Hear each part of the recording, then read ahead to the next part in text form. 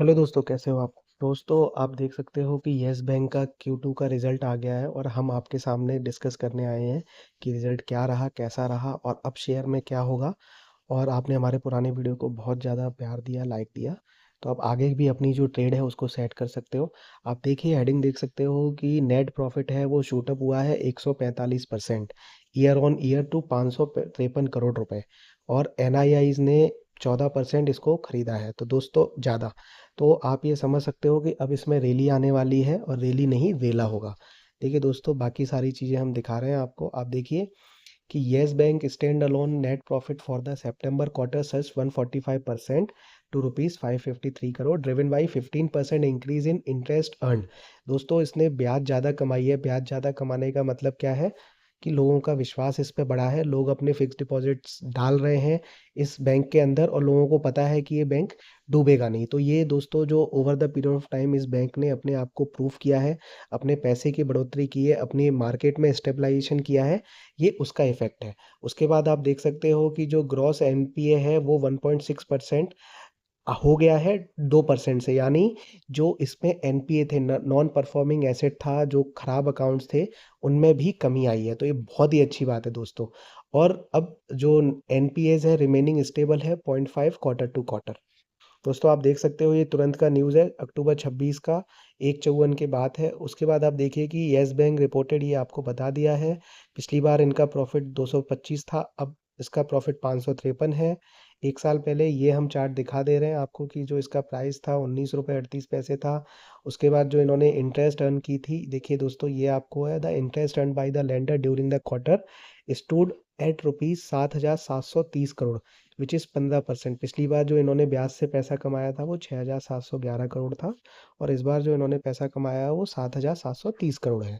तो दोस्तों, ये एक बहुत ही अच्छा डेटा है। ये देखिए दोस्तों, जो नेट इंटरेस्ट इनकम है दोस्तों, वो इनकी 2200 करोड़ रुपए है इस फाइनेंशियल के क्वार्टर 2 में, जो 14.3% ईयर ऑन ज़्यादा है। और नेट इंटरेस्ट मार्जिन है दोस्तों, वो स्टेबल है 2.4 पे।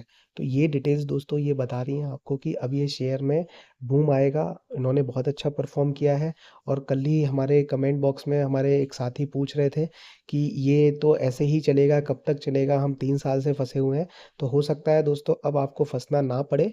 ये देखिए, जो बाकी नेट प्रॉफिट है वो भी आपका Q2 का बढ़ गया है, 10% ऑन क्वार्टर बेसिस है। ऑपरेटिंग प्रॉफिट है वो भी दोस्तों 21.7 बढ़ गया है। और जो इंटरेस्ट एक्सपेंडेड है लेंडर की, वो भी दोस्तों इंक्रीज हो गई है। बाकी इसके रिजल्ट्स देख लेते हैं।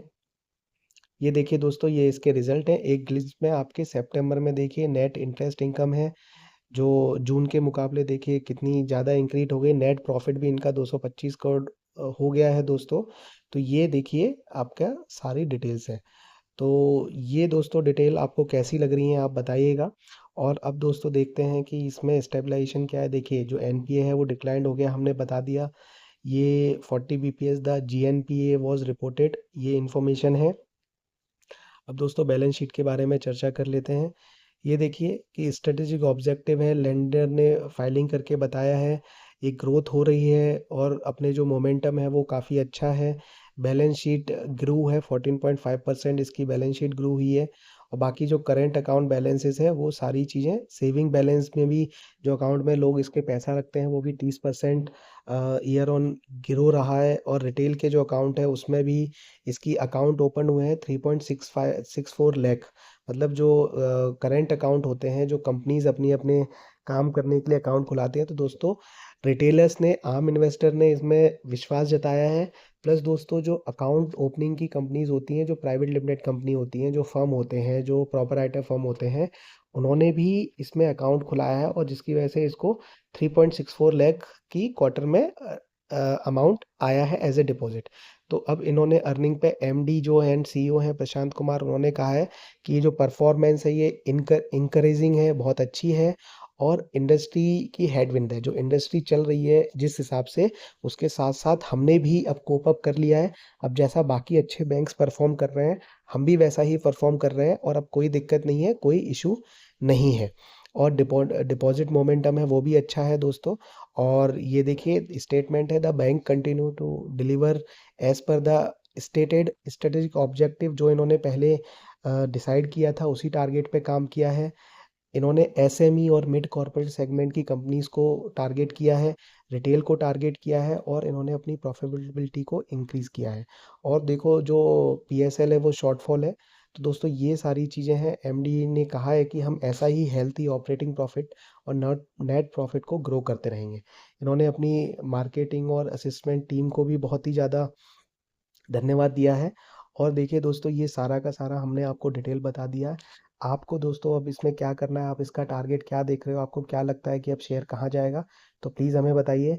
और बताने के बाद आप दोस्तों बने रहिए, वीडियो पे नए हैं तो प्लीज़ चैनल को सब्सक्राइब कर लीजिएगा, वीडियो को लाइक करिएगा दोस्तों। और दोस्तों अपना प्यार बनाए रखिएगा, एक कमेंट जरूर कर दीजिएगा। धन्यवाद दोस्तों। खुश रहिए, पैसे कमाते रहिए और ज़िंदगी में आगे बढ़ते रहिए। ऑल द बेस्ट दोस्तों and have a good time ahead. धन्यवाद दोस्तों।